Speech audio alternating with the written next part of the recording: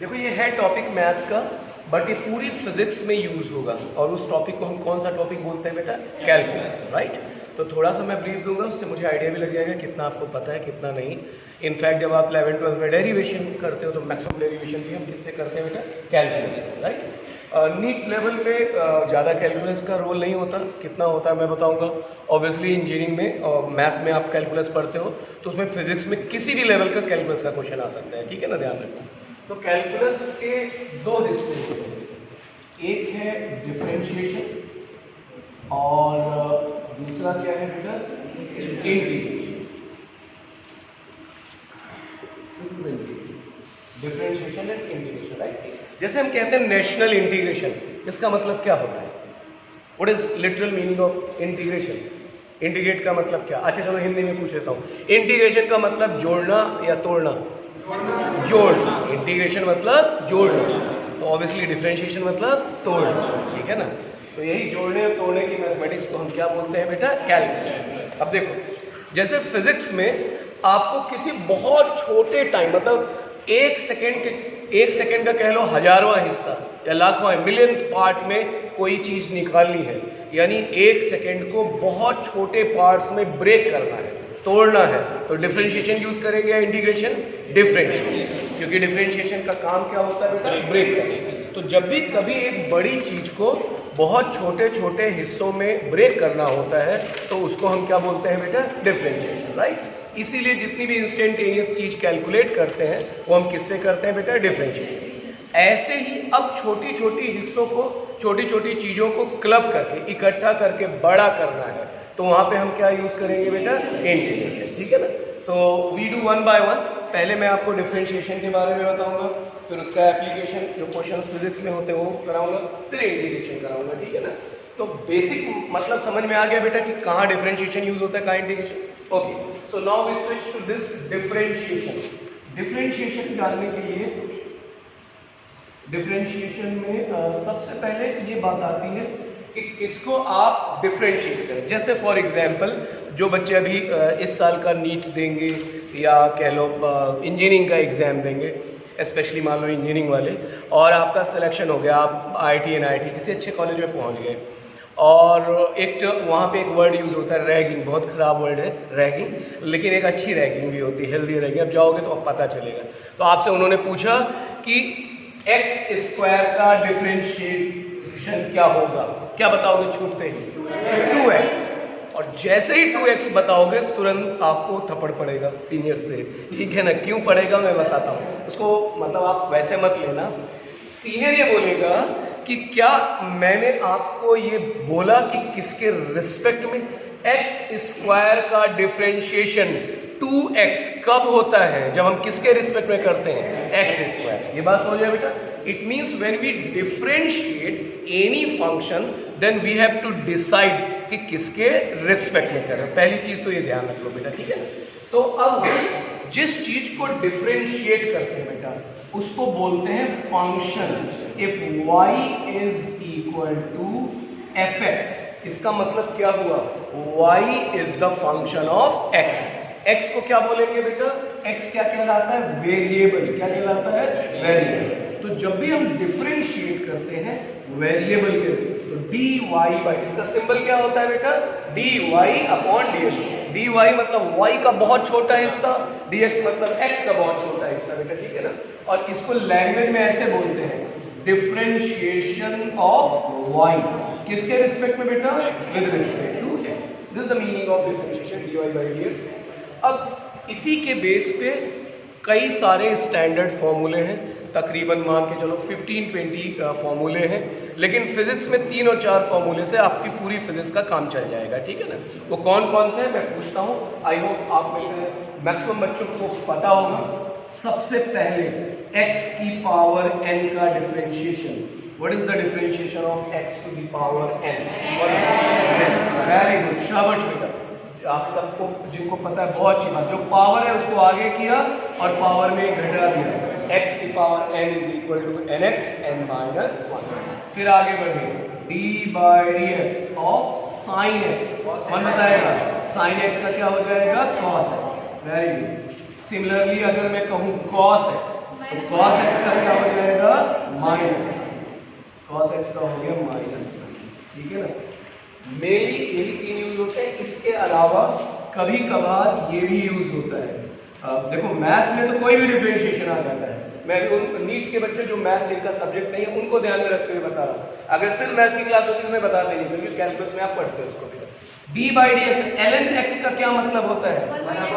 ln x मतलब natural log, base e, log x का कितना होता है डिफरेंशिएशन 1/x। शाबाश बेटा, ये 4 मेन। अच्छा,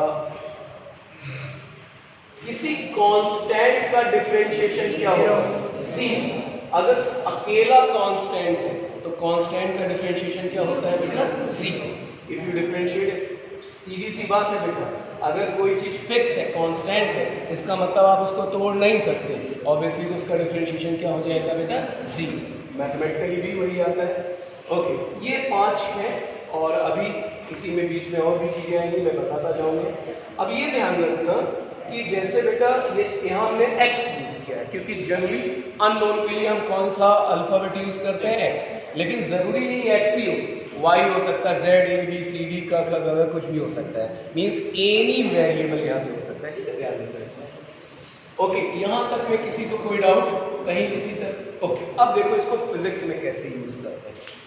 फिजिक्स में मैंने आपको बताया it is used to calculate instantaneously. तो पहली इंस्टेंटेनियस जो हम काइनेमेटिक्स में पढ़ेंगे, जिसका जिक्र हमने लास्ट क्लास में किया था, वो है इंस्टेंटेनियस स्पीड ऑब्लिक वेलोसिटी। और ये शायद मैंने लिखा भी दिया, लिखा दिया तो ये तो फिर से मैं करा दे रहा हूँ, कोई बात नहीं।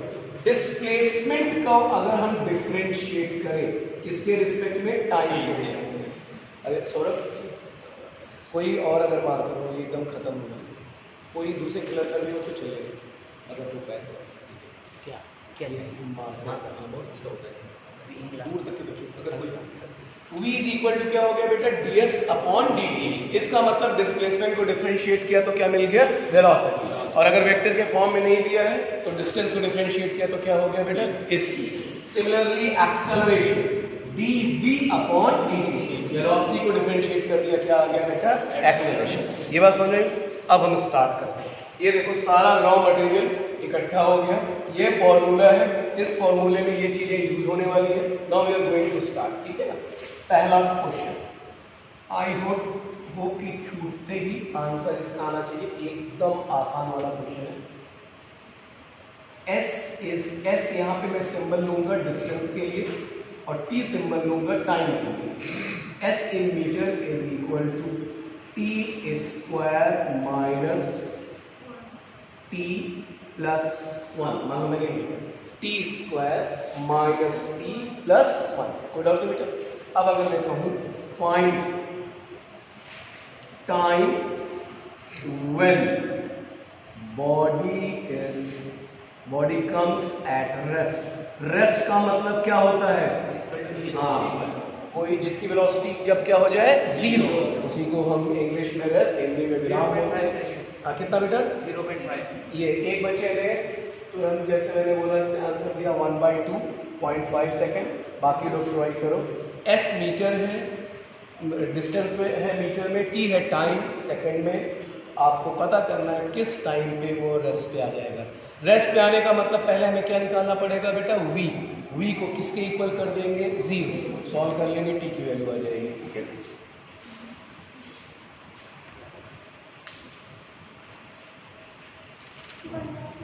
हाँ देखो कई सारे बच्चों का आंसर आ रहा है, एकदम आसान बेटा, ये सब देखते ही। v इज इक्वल टू, इसको जब आप डिफरेंशिएट करोगे तो टी स्क्वायर का डिफरेंट, टी की पावर क्या है बेटा, टी के ऊपर क्या पावर है 2 बाहर कर दोगे तो कितना हो गया टी स्क्वायर का डिफरेंशिएशन 2t। इस अकेले टी का डिफरेंशिएशन कितना हो जाएगा 1, क्योंकि टी की पावर क्या है 1 का डिफरेंशिएशन क्या हो जाएगा 0, यानी क्या आ गया 2t माइनस 1। तो वेलोसिटी की वैल्यू किसके इक्वल हो गई 2t माइनस 1। उसी वेलोसिटी को क्या कर देना है 0। 2t माइनस 1 को 0 कर दो, t की वैल्यू किसके इक्वल आ जाएगी 1/2। तो इसका आंसर कितना हो गया बेटा 1/2। जिन लोगों ने कर लिया जरा इसका एक्सेलरेशन बताएं इसको करने के बाद। बाकी लोग जो मैंने बोला वेलोसिटी खुद से करो, मैं बार बार बोल रहा हूँ बेटा जितना खुद से करोगे उतना सीखोगे। हाँ एक्सेलरेशन बिल्कुल।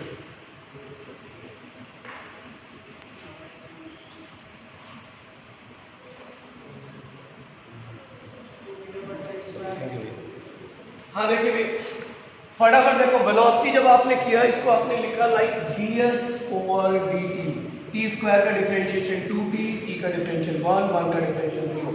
एकदम ऑनेस्टली ईमानदारी से सबको ये डिफरेंशिएशन समझ में आ गया, क्योंकि धीरे धीरे बेटा फिर डिफरेंशिएशन मुश्किल होता जाएगा। तो अगर यहाँ ना समझ में आए एकदम ऑनेस्टली आप अपने हैंड रेज करके खड़े होकर पूछ लेना बेटा, ठीक है ना, ध्यान रखना। मुझे 2 लैंग्वेज आती है, एक इंग्लिश एक हिंदी, दोनों में मैं पूछूंगा समझ में आया कि नहीं समझ में आया। अगर आपको नहीं आया तो बिना झिझक पूछ लेना बेटा, ठीक है ना। एनीवे आप नहीं पूछोगे तो मैं ये मान के चलूंगा कि आपको समझ में आ गया। So 2t minus 1, now since velocity is 0, so 2t minus 1 is 0, t की वैल्यू किसके इक्वल आ गई बेटा 1/, यानी आधे सेकंड के बाद वो क्या हो गया बेटा रेस्ट, राइट। अब इसी में मैंने और एक चीज पूछ लिया, क्या पूछ लिया बेटा एक्सेलरेशन। एक्सेलरेशन कैसे निकलता है dv/dt। बस अब हम डिफरेंशिएट करेंगे, किसको डिफरेंशिएट करेंगे 2t minus 1। 1 तो कांस्टेंट है, कांस्टेंट का डिफरेंशिएशन 0, 2t का डिफरेंशिएशन 2। शाबाश बेटा, तो एक्सेलरेशन कितना आ गया 2 metre per second square. Okay next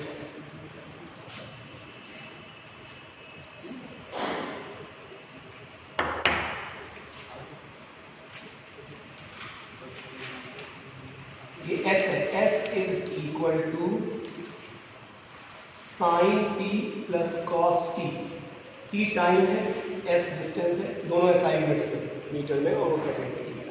आपको पता करना है पहला हिस्सा find velocity at time t, find velocity at time t, एकदम स्टेप बाय स्टेप पहला part. Second part find initial velocity, third part find acceleration when body comes at rest। Formula बता ही चुका हूं, साइन का डिफरेंशिएशन कॉस, कॉस का differentiation minus. Sir first क्या है find v at time t, velocity at time. हाँ बेटा लास्ट आप लोग टीकाराम से हो ना बेटा, ड्रेस से मैंने गेस किया। दिखाई दे रहा है बेटा, ये नहीं दिखाई दे तो मुझे आप मतलब मुझे अपना फिर 20 साल का तजर्बा यूज़ करना पड़ता है, चेहरा देखना पड़ता है, चेहरे को मुझे दिख गया क्वेश्चन, और जबकि आप मास्क पहचाने हो सिर्फ आँख से पहचान।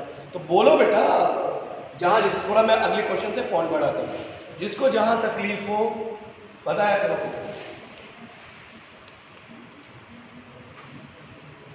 चलो तो बोल तो दे ही रहा हूँ बेटा, s है, s is sine t plus cos t, ठीक है बेटा।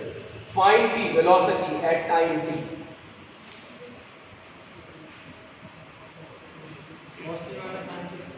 कितना बेटा? अब पहला तो एकदम मतलब तुरंत आंसर आना चाहिए, जैसे हाँ क्या बेटा क्या बताया आपने cos t माइनस साइन, एकदम आसान। v इज बेटा, अब देखो मैं थोड़ा बड़ा लिख रहा हूँ ताकि हर बच्चे को समझ में आए। v इज ds/dt, साइन का डिफरेंशिएशन cos, cos का डिफरेंशिएशन माइनस साइन, यही तो हो जाएगा। ओके ये आ गया। अब हमें पता करना है, ये पहला पार्ट है। अब आ जाओ इनिशियल वेलोसिटी। तो इनिशियल का मतलब कभी भी पूछे तो इनिशियल का मतलब t इज इक्वल टू 0। अब हमें t 0 पे पता करना है, ये जनरल आ गया है। अब जो टाइम पूछे उस टाइम पे at t is equal to 0, t 0 का मतलब क्या बताया मैंने इनिशियल। रखो इसमें v is cos 0 minus sine 0, क्या आ गया बेटा 1। Velocity v is equal to क्या आ गया 1। सेकेंड पार्ट भी सबको आ गया होगा। थर्ड पार्ट बताओ, देखते हैं किसका। थर्ड पार्ट में क्या करो, v आ चुका है, इसको डिफरेंशिएट करोगे क्या आएगा a, किसको 0 करोगे v, t की वैल्यू आएगी उसको ही मिलेगा। 3 स्टेप है, आराम से रिलैक्स चिल होके करो, कोई जल्दी नहीं। पेन चलाते रहो बेटा, गलत सही की परवाह मत किया करो, जो समझ में है। जितना आपका पेन चलेगा बेटा उतना सीखोगे। ठीक है ना, जैसे ये दोनों में होगा तलवार का कोई आएगा।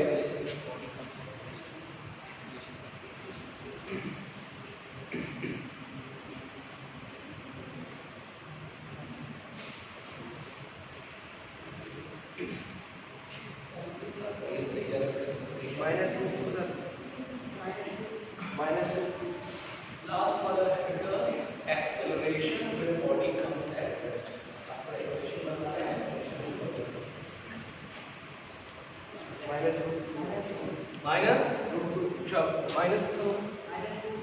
हमारा -2। दो आंसर आए, 2 और 1 रूट। गर्ल्स पीछे क्यों आप लोग? आप में से भी आंसर आना चाहिए।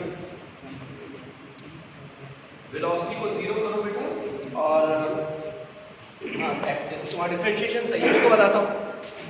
और बस ये बिल्कुल मैं बार बार बोल रहा हूँ बेटा, repetitively, just try and try, कोशिश करो, बस अपने आप सीखते जाओगे। Now the third part, you have to find out acceleration, and acceleration is nothing but it is differentiation of velocity. मतलब अगर हम वेलोसिटी को डिफरेंशिएट करते हैं तो एक्सेलरेशन मिलता है। और अब जब आप इसको डिफरेंशिएट करेंगे, cos t minus sin t, cos का डिफरेंशिएशन क्या आ गया बेटा? माइनस sin t का डिफरेंशिएशन cos। अब दोनों चीजें हमारे पास आ गई, एक्सेलरेशन भी आ गया, वेलोसिटी भी आ गया। अब क्वेश्चन में कह रहा है कि रेस्ट का मतलब velocity 0, cos t minus sin t is equal to 0। एक को एक तरफ रखो, एक को एक तरफ रखो, sin t is equal to cos t। दोनों जब भी कभी किसी एक्सप्रेशन में फिजिक्स हो या मैथ्स हो, साइन कॉस दोनों है और उसको सॉल्व करना है, उसको किस में कन्वर्ट कर लेते हैं? tan। दोनों साइड cos से डिवाइड करो, sin t upon cos t क्या बन गया बेटा? tan। cos t upon cos t क्या हो गया? 1। आई होप समझ में आ गया होगा बेटा। किस एंगल का टेंजेंट 1 होता है? 45। तो क्या मान लो इसी क्वेश्चन में ये पूछता कि बताइए कितने टाइम के बाद वो रेस्ट पे आ गया, तो t is equal to 45 second. सही या गलत? क्यों? tan t is 1, t is 45, तो t इज 45 सेकेंड। सही या गलत? सही। कोई गलत वाला है? Anybody in this house who is saying that answer is wrong? मैं कह रहा हूं कि गलत है। अब बताता हूं, सुनो मेरी बात बेटा ध्यान से। ये t अगर ये एंगल है, बहुत एकदम यही बारीक बारीक चीजें आपको सीखना है बेटा। हाँ बेटा, यस, वेरी गुड। अब देखो ध्यान से मेरी बात समझना बेटा। अगर मैंने कहा tan थीटा इज 1, अब यहाँ थीटा अगर मैं कहूँ एंगल है, तब चाहे आप 45 डिग्री बोलो या π/4 रेडियन बोलो, दोनों आंसर क्या है? सही। लेकिन जैसे ही ये एंगल के अलावा कोई फिजिकल क्वांटिटी हो जाती है, तो हमेशा आंसर हम किस में देते हैं बेटा? रेडियंस में, SI यूनिट में। यहाँ पे t एंगल है या टाइम है? t क्या है? टाइम। तो डिग्री में आंसर देंगे या रेडियन में? रेडियन। रिमेंबर बेटा, तो इस 45 को हम किस में बदल देंगे? रेडियन। और सबको पता है कि 45 डिग्री कितने रेडियन के इक्वल होता है? π/4। तो इसका आंसर अगर मान लो इसी क्वेश्चन में पूछता कि कितने टाइम के बाद रेस्ट पे आया, तो क्या आंसर आप देते? π/4। लेकिन अभी पिक्चर खत्म नहीं हुई। क्या पूछा है हमसे बेटा? एक्सेलरेशन।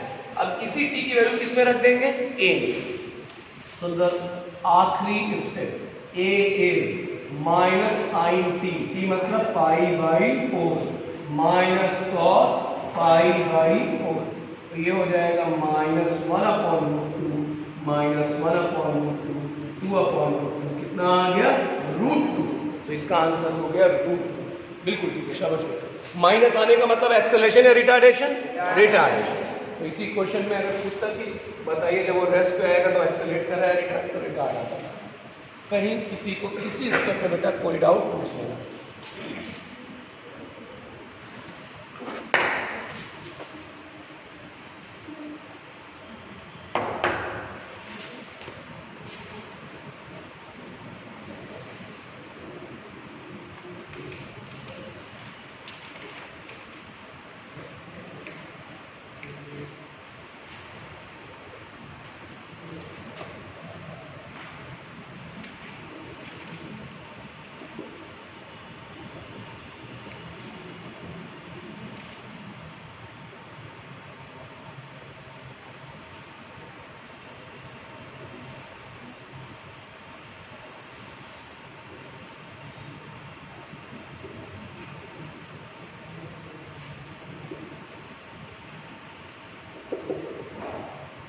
इसको नोट करने के बाद अगला question, s is t square minus 2t plus 2, ठीक है।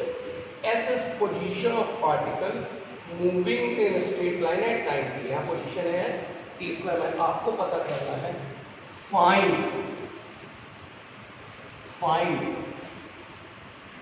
displacement when it comes at rest.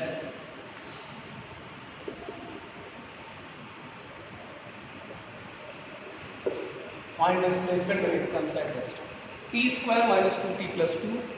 S is position of particle moving in a straight line at time t. Find displacement when it comes at rest. 1 metre कितना बेटा? 1 metre. एक answer आया इस बच्चे का 1 metre, बाकी लोग ट्राई करो। अगेन फिर से वही कहानी है रेस्ट की। इसको क्या करेंगे? डिफरेंशिएट। किसकी वैल्यू आएगी? v की। उसको क्या करेंगे? 0। आधा मैंने बता दिया, आगे कितना बेटा? 1 नहीं, डिस्टेंस डिस्प्लेसमेंट पूछा 1 मीटर। 2 आंसर आए, आपका भी वो नहीं आया बेटा? 2 आंसर 1 मीटर है, बाकी लोग 3 मीटर है, आपने लिखा 1। ज़्यादा बच्चों का 1 मीटर आ रहा है।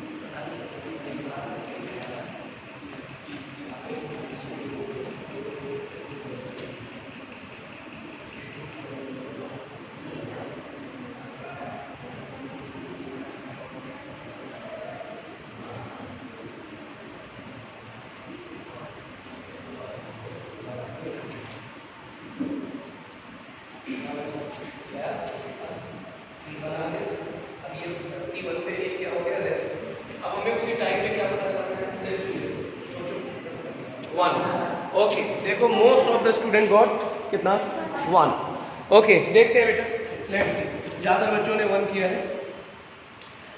अब स्टार्ट करते हैं, इसको डिफरेंशिएट करेंगे वेलोसिटी में आने के लिए। तो वेलोसिटी जब आप इसको डिफरेंशिएट करोगे बेटा, तो ये आएगा t स्क्वायर का डिफरेंशिएशन 2t, और इस 2t का डिफरेंशिएशन 2, और इस 2 का डिफरेंशिएशन क्या हो जाएगा? 0। इसको किया रेस्ट पे, यानी 2t minus 2 is 1, t is equal to 1।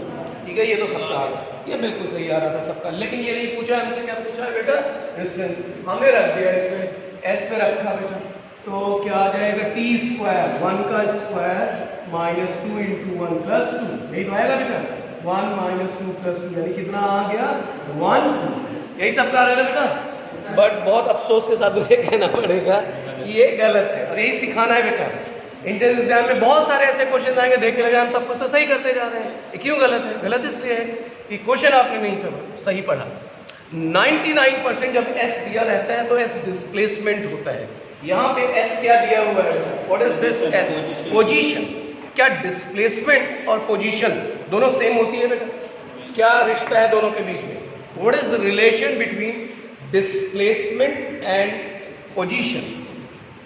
Displacement क्या होता है? Final position minus initial position. जैसे आप अपने घर से बेटा यहाँ पे आए हो, राइट, क्लास करने आए हो, आपसे मैं पूछूं डिस्प्लेसमेंट, तो यहाँ की पोजीशन माइनस आपके घर की पोजीशन, वही क्या कहलाएगा बेटा? डिस्प्लेसमेंट। ये बात समझ में बेटा? अब इस क्वेश्चन में क्या निकालना था? डिस्प्लेसमेंट। लेकिन s यहाँ पे क्या दिया है बेटा? पोजीशन। तो ये जो s आया, ये डिस्प्लेसमेंट नहीं है अभी, क्या है ये? पोजीशन। किस टाइम पे ये पोजीशन आया है बेटा? 1, यानी ये हो गया फाइनल पोजीशन। देखते रहना बेटा, जब t की वैल्यू इसमें हमने 1 डाल दिया, इसमें t की वैल्यू 1 डाल दिया, तो ये आ गया फाइनल पोजीशन। अब चाहिए हमें इनिशियल। इनिशियल का मतलब क्या होता है? कौन बताएगा? बताएगा। t is equal to 0। तो S I initial position T की वैल्यू 0 डालो, क्या आ गया बेटा ये 2 मीटर है कि नहीं, कितना आ गया 2 मीटर। बस खत्म। डिस्प्लेसमेंट का मतलब final position minus initial position, final मतलब 1, इनिशियल मतलब 2, कितना आ गया माइनस। तो आंसर +1 नहीं, क्या होगा माइनस। अगर आंसर आप +1 दोगे तो नंबर माइनस मिलेगा, अब माइनस दोगे तो प्लस मिलेगा। सो बी केयरफुल बेटा, मैं बार बार बोल रहा हूँ, यही मेरा पर्पस है, इसी के लिए आप आए हो कि क्वेश्चंस भी बहुत ध्यान से पढ़ना होता है। Give you extra second to read question very careful बेटा, बहुत ध्यान से, फिर भी कहीं कोई डाउट पूछ सकते हो।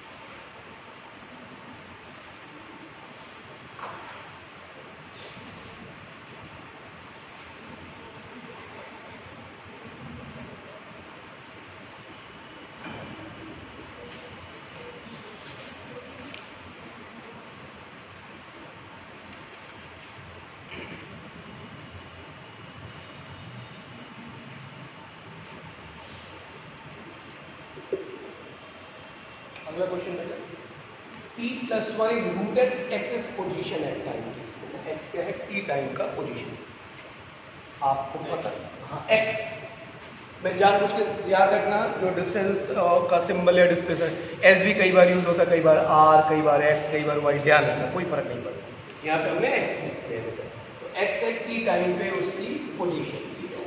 आपको पता करना है find average velocity till particle stops.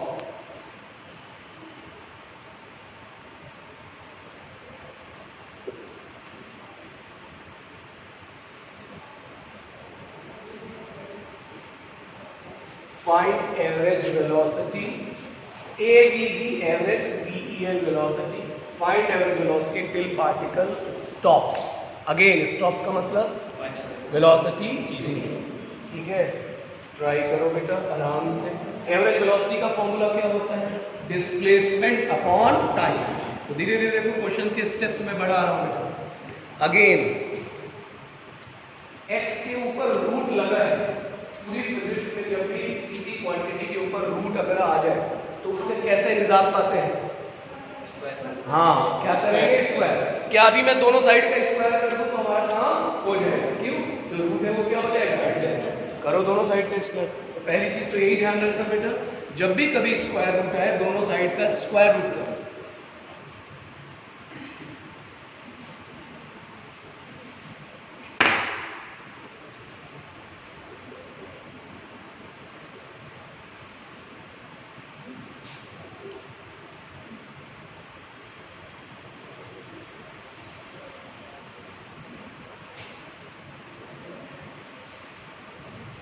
अरे थोड़ा सा बस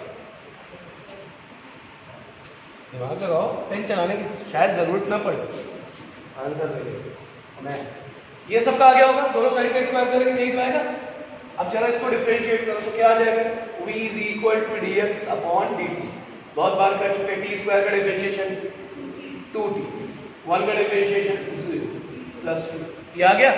अब जरा मुझे बताओ इसको 0 करना है, 0 करोगे तो t की वैल्यू क्या आएगी, पॉजिटिव या नेगेटिव। क्या नेगेटिव टाइम पॉसिबल है, टाइम नेगेटिव हो सकता है आज की डेट में, नहीं। तो इसका मतलब क्या इसमें कभी भी वेलोसिटी 0 हो सकती है, नहीं। इसका मतलब क्या कभी पार्टिकल स्टॉप हो सकता है, नो।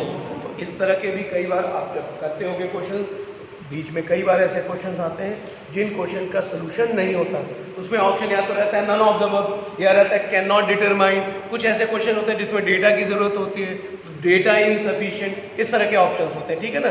तो अब जैसे इसमें 2t is equal to 0, therefore velocity can not be 0, can not be, ध्यान रखना। तो इसका मतलब वो टाइम हम पता ही नहीं कर सकते जिस टाइम पे वो क्या होगा, स्टॉप, क्योंकि वो प्रैक्टिकली कभी भी स्टॉप नहीं हो सकता।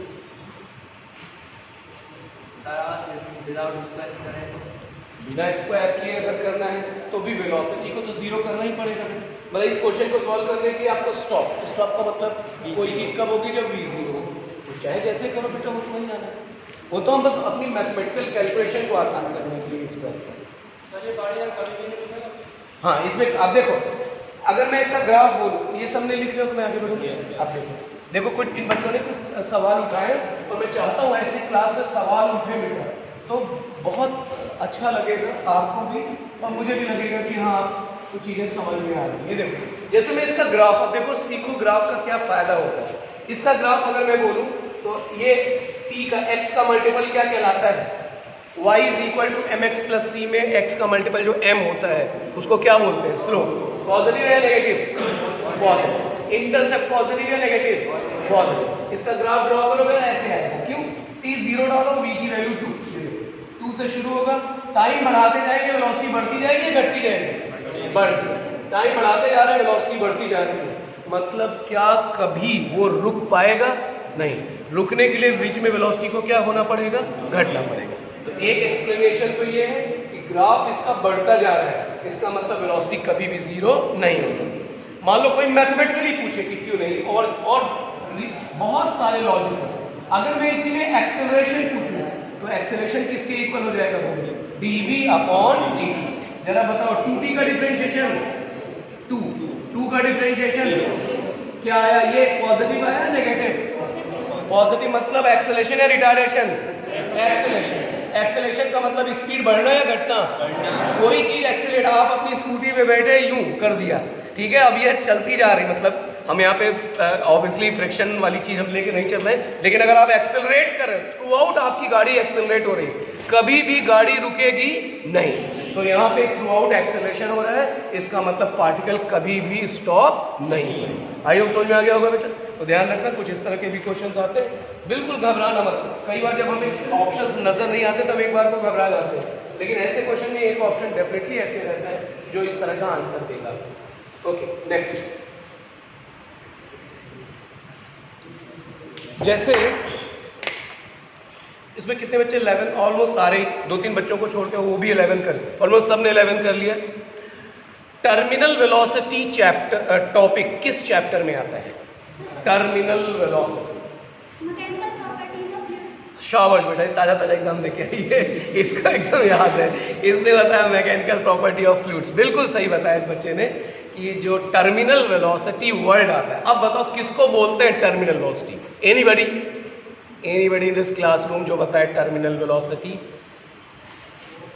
अच्छा, जैसे मैं आपसे पूछूं कि जो बारिश की बूंदें ऊपर से नीचे गिरती हैं उनका मोशन एक्सेलरेटेड होता है या कांस्टेंट वेलोसिटी से होता है, मतलब जब ऊपर से क्लाउड से, बादल से पानी की ड्रॉप अलग हुई, बूंद अलग हुई, अब वो नीचे आ रही है, आपने ऐसे हाथ किया है, आपके हाथ को जब ऐसे हिट करती है तो उस समय वो कांस्टेंट वेलोसिटी से आती रहती है या एक्सेलरेटेड रहती है, एक्सेलरेटेड रहती है। मुझे पता था यही जवाब आप दोगे, बट अगेन आंसर सही नहीं है और मैं आपको वजह बताता हूँ। अब देखो, है ये टॉपिक बेटा फ्लूइड्स का, लेकिन ये रिलेट हो जाता है काइनेमेटिक्स से। क्यों? क्योंकि इसमें कौन सा वर्ड आ गया है बेटा, वेलोसिटी।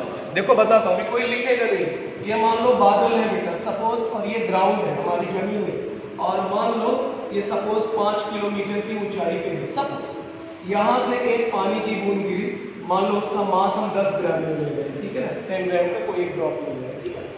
अच्छा, अब आके उसने हिट किया, तो इस v का फॉर्मूला सबको पता है, अगर कोई चीज h हाइट से गिरती है तो किस वेलोसिटी से टकराती है, √2g। एयर रेजिस्टेंस को भी हम निगलेक्ट कर रहे हैं, ठीक है ना, इससे बहुत ज्यादा भी फर्क पड़ेगा नहीं। तो v is equal to √2g10 h कितना है, 5 किलोमीटर, तो 5 × 10⁻³ 10, 10, 10, 10 की पावर 5, कोई लिखने की जरूरत नहीं बेटा, कुछ बताना है मुझे। इसमें क्या किया, 10 स्क्वायर बाहर लिया, अंदर 10 आ गया, तकरीबन 316, रूट 10 इज 3.1, इतने मीटर पर सेकेंड, ठीक है ना। यानी किस वेलोसिटी से इस बूंद ने ग्राउंड को टक्कर दी बेटा, 360। अब एक चीज होती है मोमेंटम, बताइए सबको क्या होता है मोमेंटम, मास इनटू वेलोसिटी। देखो इनिशियल मोमेंटम मास है उसका बेटा 10 ग्राम, ग्राम मतलब 10 की पावर -3 इंटू 316, तो ये आ गया, जब इसको आप करोगे 3.16, ये आ गया मोमेंटम एसआई। इससे टकराया, जो पानी की बूंदें टकराने के बाद रिबाउंड करती है बॉल की तरह या फैल जाती है, फैल जाती है, मतलब उसकी वेलोसिटी क्या हो जाती है, 0। टकराने के बाद वेलोसिटी क्या हो जाती है, 0। और टकराने और उसके फैलने में जो टाइम लगता है बहुत कम टाइम लगता है, ऑलमोस्ट इंस्टेंट, मान लो 1 मिली सेकेंड, ठीक है ना, इसी ऑर्डर में लगता है। तो फाइनल मोमेंटम 0 और टकरा के फैलने में जो टाइम लगा वो मान लो 1 मिली सेकेंड, तकरीबन इसी ऑर्डर में लगता है। अब हमें चाहिए फोर्स, कौन बताएगा, न्यूटन साहब ने फोर्स का बेसिक फॉर्मूला क्या बताया था, हाँ, rate of change in momentum, शाबाश बेटा, change in momentum upon time. ये देखो इनिशियल मोमेंटम ये, फाइनल मोमेंटम ये, टाइम ये, तो अगर मैं पूछूं कि फोर्स कितना लगा, तो फोर्स हो गया चेंज इन मोमेंट, अब मैं सिर्फ मैग्नीट्यूड निकालना, ये 3.16, ये 0, यानी चेंज कितना हो गया बेटा, 3.16, कितने टाइम में, 10 की पावर -3, ये चला गया ऊपर, तो जब ये चला गया ऊपर तो ये हो जाएगा 3160, इतने क्या बेटा, न्यूटन। यानी एक 10 ग्राम की बूंद ने कितना फोर्स लगाया, 3160। मान लो 1 ग्राम ले लेता हूँ, बहुत छोटी बूंद लेता हूँ, 1 ग्राम, तो कितना फोर्स हो जाता, 316 न्यूटन। अब मैं आपको अंदाजा देता हूँ 316 न्यूटन होता कितना है, ठीक है ना। 31 किलो का तकरीबन हथौड़ा लो, ठीक है ना, हैमर, और उसको अपने सर पे हल्के से मारो, जो चोट पहुंचेगी वो कितने फोर्स की होगी बेटा, 316 Newton. Now you can imagine, आप सोच सकते हो बेटा कि 1 ग्राम की बूंद ने, एक बूंद ने कितना फोर्स लगाया बेटा, 316 न्यूटन। और कितनी बूंदें गिरती हैं आपको भी अंदाजा है, तो अगर सर पे गिरेगा तो क्या होगा आपको अंदाजा है, बिल्डिंग पे गिरेगी, जमीन पे गिरेगी। तो नेचर ने हमें बचाने के लिए क्या किया है, उसमें ऐसा अरेंजमेंट कर दिया है एयर की वजह से कि एयर उसको किधर की ओर फोर्स लगाती है बेटा, ऊपर की ओर। और एक टाइम ऐसा आता है कि ग्रेविटी का फोर्स और एयर का फोर्स, दोनों फोर्स क्या हो जाते हैं, बराबर, तो नेट फोर्स क्या हो गया, 0। फोर्स 0 नेट, तो एक्सेलेरेशन क्या हो गया, 0। फोर्स 0 तो एक्सेलेरेशन 0, और एक्सेलेरेशन 0 तो वेलोसिटी नहीं, एक्सेलेरेशन 0 तो वेलोसिटी कांस्टेंट, और उसी कांस्टेंट वेलोसिटी को कौन सी वेलोसिटी बोलते हैं, टर्मिनल वेलोसिटी। तो टर्मिनल वेलोसिटी किसको बोलते हैं, समझ में आया बेटा, टर्मिनल वेलोसिटी वो वेलोसिटी होती है जब नेट एक्सेलरेशन या नेट फोर्स क्या हो जाए, 0। आई होप समझ में आ गया।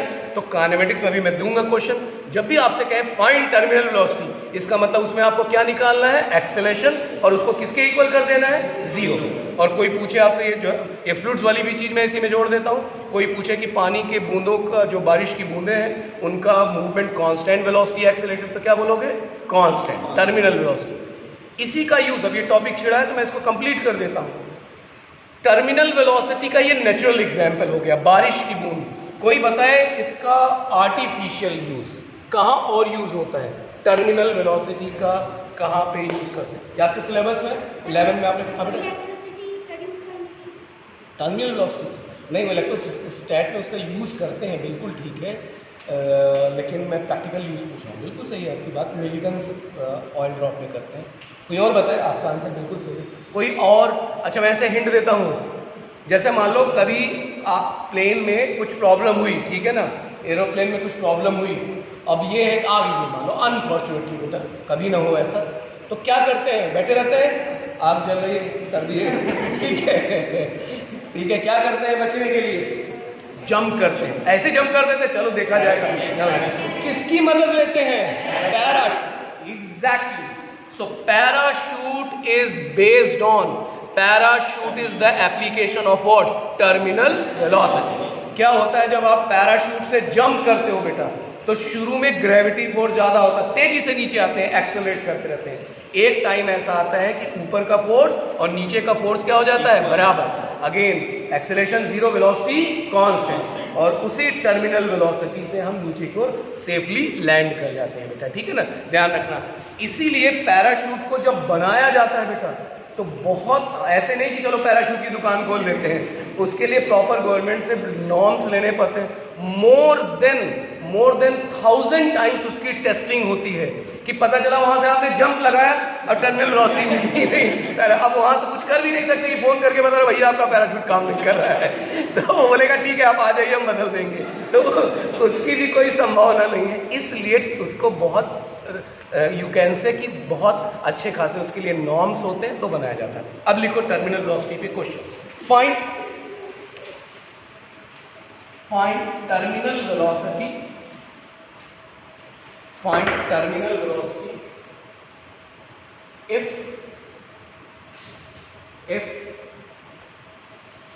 displacement is given as, if displacement is given as मैं ऐसे यहाँ लिख रहा हूँ आपको, अगर आप ये है s, displacement is given as t cube upon 3 t cube upon 3 minus t square upon 2 plus t plus 1। Try find terminal velocity. s है डिस्प्लेसमेंट मीटर में, t है टाइम सेकेंड।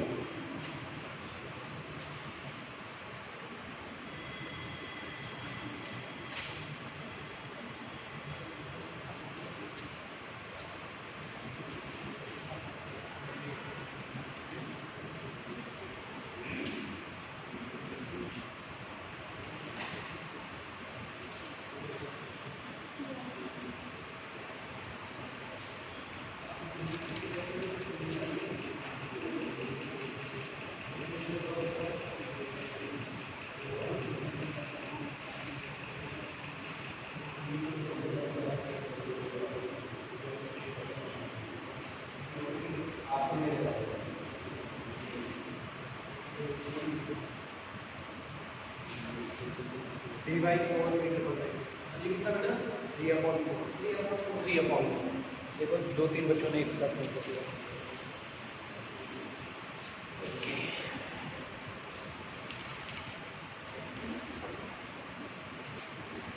अब देखो बेटा, इसको हमने differentiate, v is ds upon dt।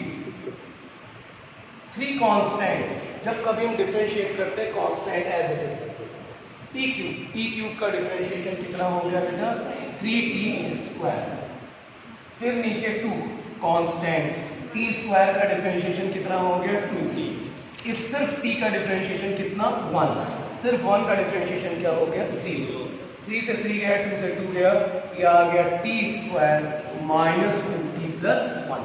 यहाँ तक समझ में आया बेटा? ये क्या आया, वेलोसिटी। हमें अगला स्टेप क्या करें, ये सही है, 2 से 2 कैंसिल, वेरी गुड। अब मुझे बताओ ये क्या आया, वेलोसिटी। अब क्या करें, इसको 0 कर दें, नहीं, क्या निकाले, एक्सेलरेशन। शाबाश, फिर से डिफरेंशिएट, dv t स्क्वायर का डिफरेंशिएशन 2t, t का डिफरेंशिएशन 1 का डिफरेंशिएशन, किसको 0 करें, v को या a को, a। अब देखो जिस बच्चे को ये टर्मिनल वेलोसिटी पता होगा वही ये कर पाएगा। हमें टर्मिनल वेलोसिटी पूछा था, टर्मिनल वेलोसिटी के लिए a को क्या करना है 0, a को 0 करने का मतलब 2t माइनस 1 0, 2t माइनस 1 0 मतलब t की वैल्यू क्या हो गई बेटा 1/2। बस अब इस t की वैल्यू v वाले में रख दो, यानी v इज 1/2 का स्क्वायर माइनस 1/2 प्लस 1, और ये 5/4 माइनस 1/2 3/4। शाबाश बेटा, जिन बच्चों ने बताया बिल्कुल सही है, परफेक्ट।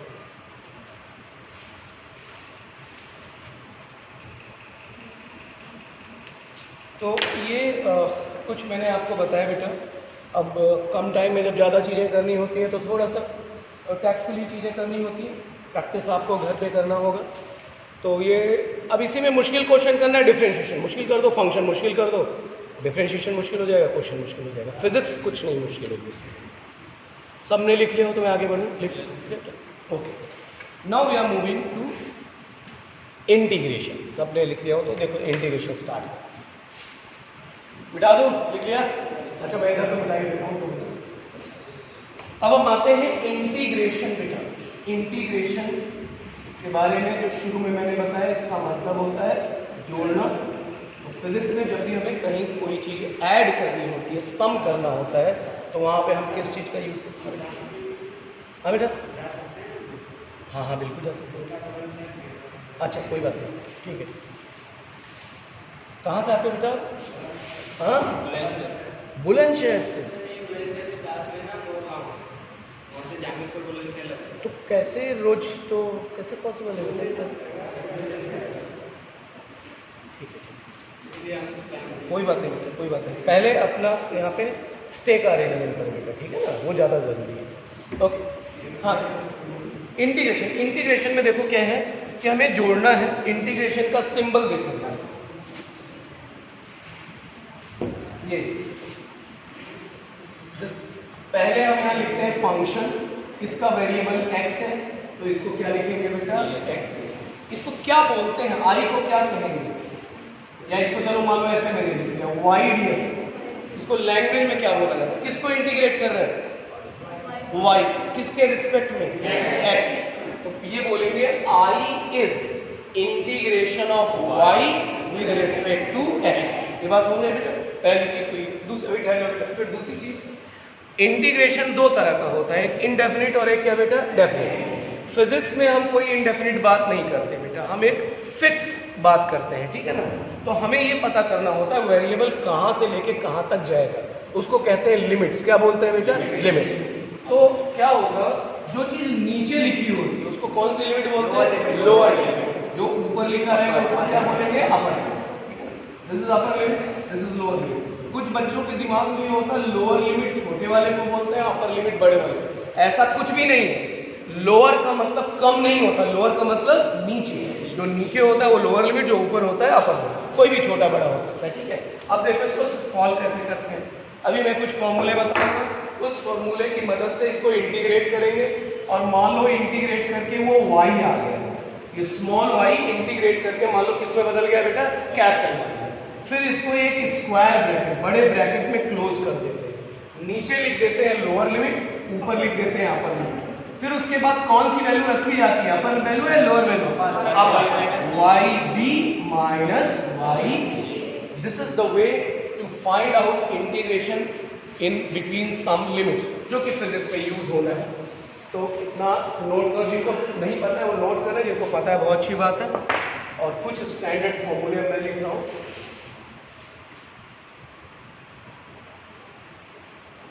सबको याद होगा। x की पावर n का इंटीग्रेशन, हाँ x की पावर n प्लस 1। वहाँ पे पावर घटा था, यहाँ पावर जुड़ गया। वहाँ पे डिफरेंशिएशन था या इंटीग्रेशन। इसके साथ एक कांस्टेंट होता है, उसकी जरूरत नहीं पड़ेगी डेफिनेटली, बट लिखते हैं।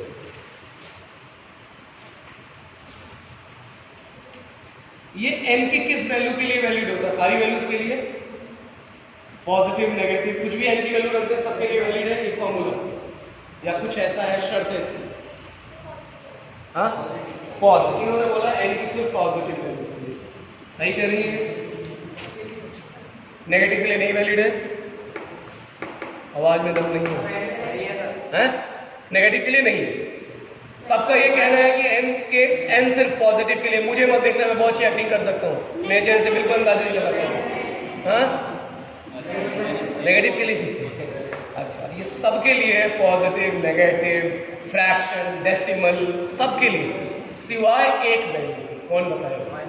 माइनस। शाबाश। It is valid for each and every value of n, whether it is integer, non integer, fraction, decimal, doesn't matter. Only जिस चीज के लिए नहीं वैलिड है वो कौन सी वैल्यू है बेटा? -1। उसकी वजह समझो बेटा। फिजिक्स में या वैसे भी अगर डिनोमिनेटर में जीरो आ जाता है तो वो चीज डिफाइन नहीं है। अब अगर n बेटा -1 है तो यहाँ पे -1 + 1 क्या हो जाएगा, 0। डिनोमिनेटर में 0 हो जाएगा। क्या डिनोमिनेटर में 0 डिफाइन होता है बेटा? नहीं। इसलिए n = -1 ये वैलिड नहीं। तो अब n = 1 अगर -1 हो गया तब कौन सा फॉर्मूला लगेगा? अब n की जगह ये तो नहीं लगेगा, कुछ और लगेगा। कौन बताएगा इसका integration? log x। log x। तो ये तो x के पावर के दो फॉर्मूले हो गए। -1 पे ये, -1 के अलावा कोई भी वैल्यू रहे ये ln x, ln मतलब log x प्लस c/4। लिखते हैं ना, क्योंकि ये सब याद करने वाली इतने न्यूमेरिकल्स होंगे और आपने ऑलरेडी किए, याद हो जाएंगे।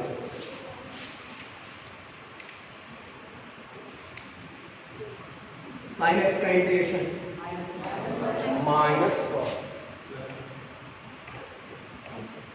cos x का इंटीग्रेशन प्लस।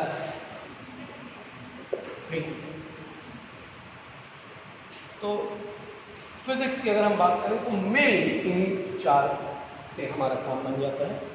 कभी कभार कुछ और जरूरत पड़ेगी तो हम बाद में डिस्कस करेंगे, अभी इन्हीं चार से हमारा काम बन जाता है।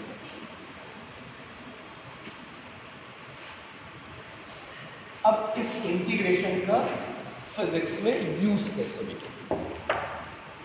मैं आई स्टार्ट? शुरू करूं बेटा? ओके, देख जैसे डिस्प्लेसमेंट को डिफरेंशिएट किया तो क्या बना? डिस्प्लेसमेंट को डिफरेंशिएट करें तो क्या मिला हमें? वेलोसिटी। तो डिफरेंशिएशन का उल्टा ही इंटीग्रेशन है।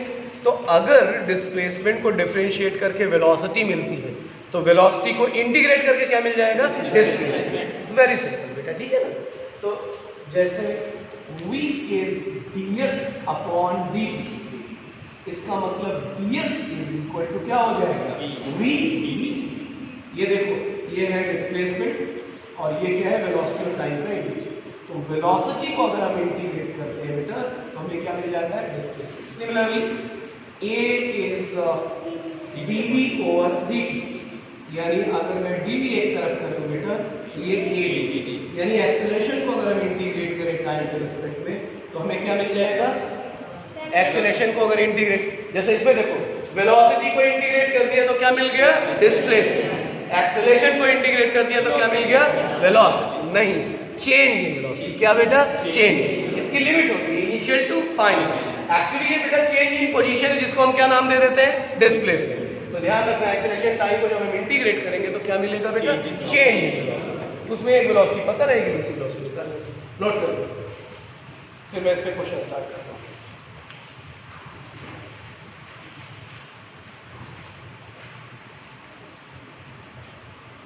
और ध्यान रखना, मैं बार बार बेटा एक क्लास में 3-4 बार बोलता रहता हूँ और कि ना समझ में आया करे पूछा करो, ठीक है ना?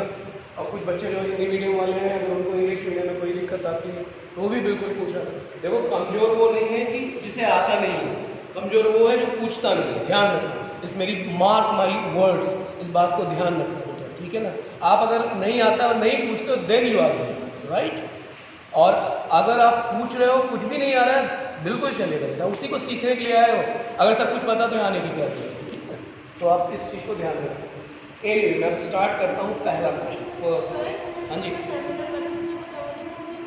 टर्मिनल, इसमें कुछ हिंदी मीडियम वाले मेरी मदद करेंगे। टर्मिनल वेलोसिटी सोचने दो मुझे। कोई है भाई, कोई बता देगा टर्मिनल वेलोसिटी? हिंदी मीडियम वाला पढ़ा तो है बेटा, लेकिन मैं 28 साल हो गए बेटा 12th की हिंदी मीडियम में थे, लेकिन अब कॉमन वर्ड्स तो याद रहते हैं। अभी मैं तुम्हें बता दूँ, ये बता दो, सोच लो। लिखो पहला क्वेश्चन, फर्स्ट क्वेश्चन।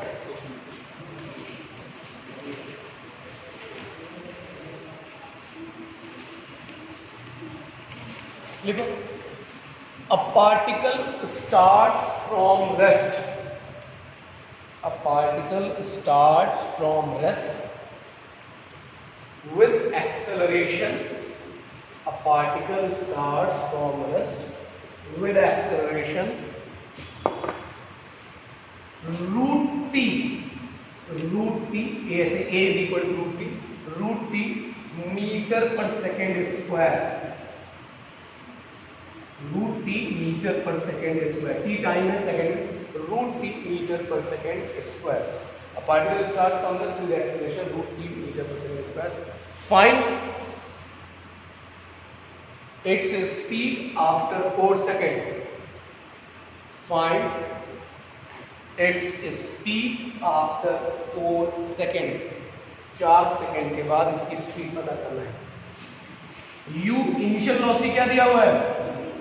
0। u दिया है, a है रूट टी, टाइम दिया है 4 सेकेंड, आपको v निकालना है।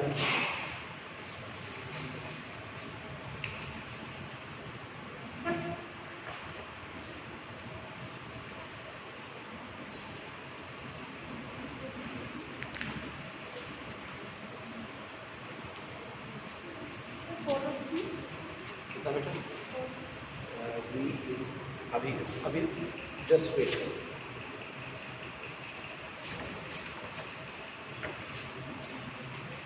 देखो ध्यान से, अभी कोई लिखेगा नहीं, just drop your pen, try to understand. This is u a t, v निकालना है। मैंने कहा ये लिखा v is equal to u plus a t, कोई लिखेगा नहीं, समझो u क्या है? 0, a की जगह क्या है? रूट टी, और t कितना है? 4, और इसमें t की वैल्यू डाल दो तो ये हो जाएगा अंडर रूट 4 इंटू 4, 4 टू का क्या आ गया? 8 मीटर पर सेकेंड। सही या गलत? सही या गलत? यही मैडम आप लिखिए ना, मैं वही जानना चाह रहा हूँ हर्ष। हाँ जी, हाँ बेटा, क्यों गलत है? क्यों गलत है? हाँ बेटा, anybody, why this solution is wrong? ये क्यों गलत है? Yes, very good. ये फॉर्मूला, ये तीनों फॉर्मूले जो होते हैं कब लगते हैं बेटा? जब एक्सेलरेशन क्या हो? कांस्टेंट। यहाँ एक्सेलरेशन किसके साथ चेंज हो रहा है? टाइम के साथ। इसका मतलब हम ये फॉर्मूला नहीं लगा पाते, ठीक है ना? तो ध्यान रखना, मैं बार बार बोल रहा हूँ, सिर्फ यही नहीं सीखना है कि क्या करना है, ये भी सीखना है क्या नहीं करना है बेटा, कहाँ गलतियां होती हैं। हम देखते ही एकदम टेम्प्ट हो जाते हैं, फटाफट इक्वेशन ऑफ मोशन लगा के आंसर गलत कर देते हैं। इक्वेशन तभी लगेगा जब एक्सेलरेशन क्या हो? कांस्टेंट। अब जब एक्सेलरेशन कांस्टेंट नहीं है तो किसकी मदद लेंगे हम? इंटीग्रेशन। अब ये वाला लगेगा। आया किसी का भाई? कितना? 16/3। एक आया आंसर बच्चे का 16/3। देखते हैं ये समझ में आया बेटा कि क्यों ये नहीं लगा? क्यों नहीं लगा? ये कांस्टेंट एक्सेलरेशन नहीं है, ठीक है?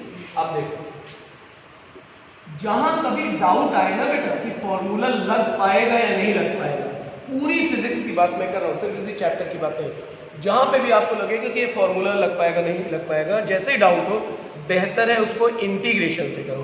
इंटीग्रेशन हर जगह वैलिड होता है, फॉर्मूला लग पाता है तो भी वैलिड है, फॉर्मूला नहीं लग पाएगा तो भी वैलिड है, ठीक है बेटा?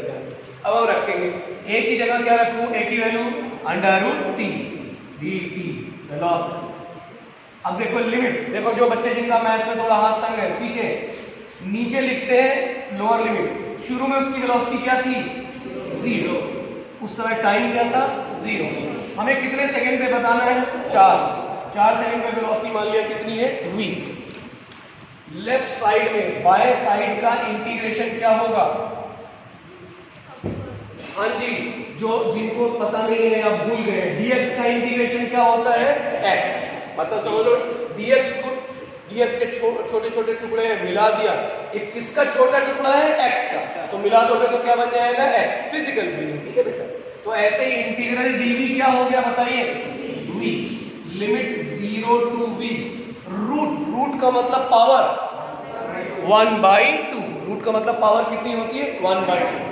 इंटीग्रेशन जब करते हैं तो पावर में एक जोड़ देते हैं, 1/2 प्लस, जो यहाँ लिखा होता है वही यहाँ लिख देते हैं।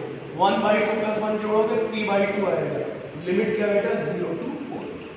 लेफ्ट में आया v, राइट में आया 2, ऊपर चला गया 3 नीचे, t की पावर 3/2। एकदम स्टेप बाय स्टेप मैं कह रहा हूँ क्योंकि पहला क्वेश्चन है।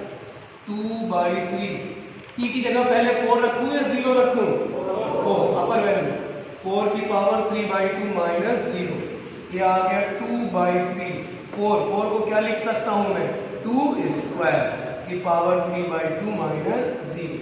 बस खत्म। अब देखो छोटी सी मैथ थी, इन दोनों को मल्टीप्लाई करोगे, 2 से 2 कैंसिल, क्या बचेगा 2q, 2q मतलब 8, 8 इंटू 2 16 बाई, जो इस बच्चे ने बताया, शाबाश बेटा, 16/3 मीटर पर सेकेंड। देख लो फिर भी कहीं कोई डाउट कुछ नहीं।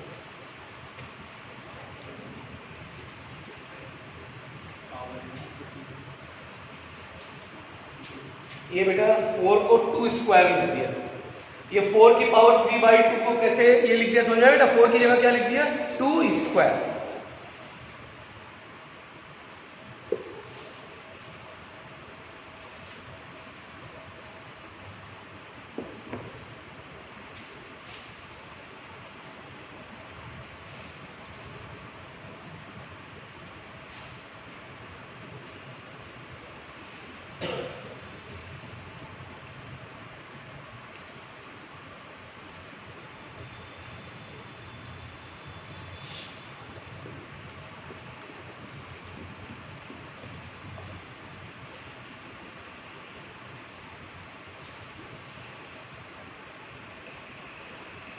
मैं दे रहा हूँ, ट्राई करिए।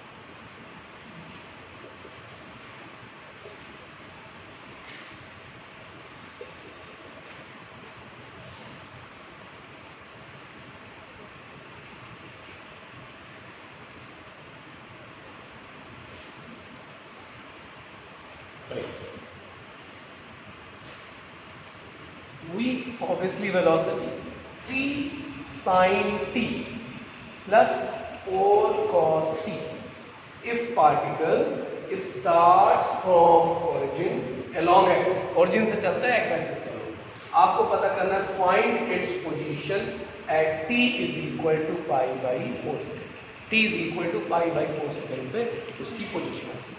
ट्राई करें।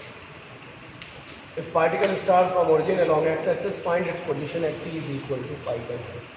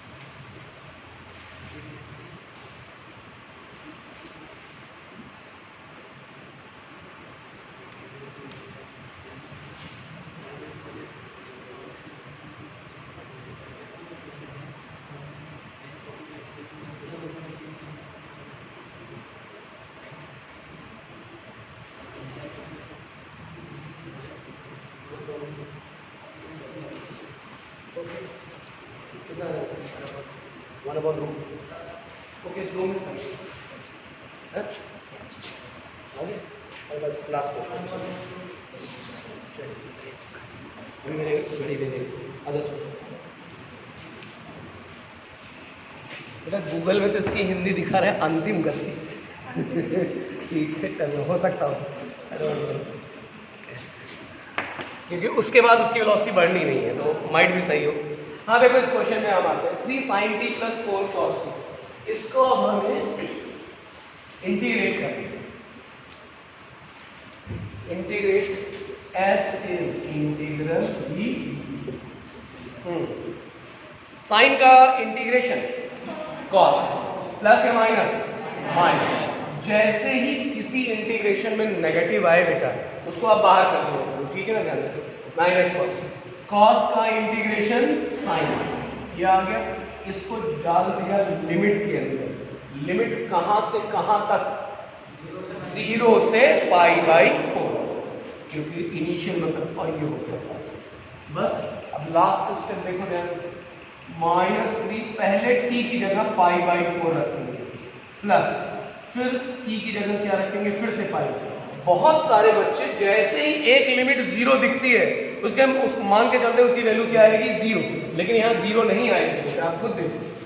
इसके बाद t की जगह क्या रखें, अब t की जगह क्या रखें, पहले t की जगह क्या रखा बेटा, π/4, अब t की जगह क्या रखेंगे, 0। सो 3 cos 0 minus of -3 cos 0 plus 4 sin 0। अब जरा ध्यान से देखो, cos π/4 sin π/4 दोनों की वैल्यू कितनी होती है, π/4 मतलब 45 डिग्री, cos 45 1/√2, sin 45 1/√2, यानी इसकी वैल्यू भी 1/√2, इसकी वैल्यू भी क्या हो गई 1। कॉमन है बाहर ले, 1/√2 कॉमन, यहाँ बचेगा -3, यहाँ बचेगा 4 में से 3 चला गया, क्या आ गया 1, यानी इतने का पहले वाले ब्रैकेट का हासिल जो है कितना आ गया 1/2। आगे बढ़े, what is cos 0, 1, what is sin 0, 0, ये तो 0 हो गया, ये 1 हो गया, -5, यानी आ गया 1/√2 प्लस 3। आप लोगों ने वही गलती किया है, वो t 0, ध्यान रखना बेटा, जब भी t 0 आए तो आप वैल्यू जरूर डाल के देखो। इसका आंसर कितना आ गया, 1/√2 प्लस 3, इतने। एनीवे, तो ये कुछ क्वेश्चंस डिफरेंशिएशन और इंटीग्रेशन से रिलेटेड, और नेक्स्ट क्लास में कुछ और इसी पे अभी हैं क्वेश्चंस डिफरेंशिएशन के भी, इंटीग्रेशन के, उसको करा के फिर ये चैप्टर कंप्लीट ओवर हो जाएगा। फिर मैं वेक्टर का काइनेमेटिक्स में कैसे यूज़ होता है वो मैं स्टार्ट करता हूँ। आगे इसलिए नहीं आ सकते, केमिस्ट्री वाले सर भी आ गए, टाइम भी हो चुका है।